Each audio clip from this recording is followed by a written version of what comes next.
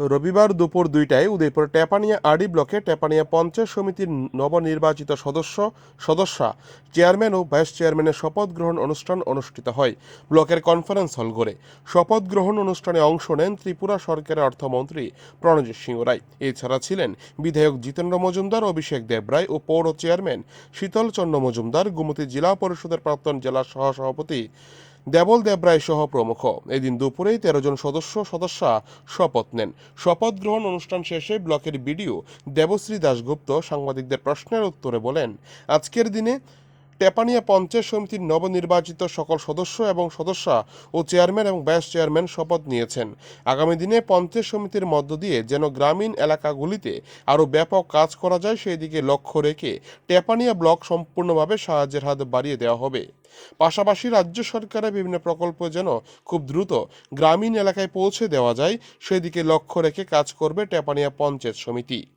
রবিবার দুপুরে এই শপথ গ্রহণ অনুষ্ঠানকে কেন্দ্র করে শাসক দলের কর্মী থেকে শুরু করে নেতৃত্বদের ব্যাপক উৎসাহ উদ্দীপনা লক্ষ্য করা যায়। টেপানিয়া থেকে নিজস্ব প্রতিনিধি রিপোর্ট, টিভি 100 বাংলা। আজকে আমাদের টেপানিয়া আরডি ব্লকের টেপানিয়া পঞ্চায়েত সমিতির শপথ গ্রহণ অনুষ্ঠান অনুষ্ঠিত হয়েছে দুপুর 2টায়। উপস্থিত ছিলেন আমাদের মাননীয় মন্ত্রী মহোদয় শ্রী প্রণজিৎ সিংহ রায়, উপস্থিত ছিলেন শ্রী অভিষেক দেবরায় এমএলএ মান্দারবাড়ি, শ্রী জিতেন্দ্র মজুমদার এমএলএ কাকরাবন,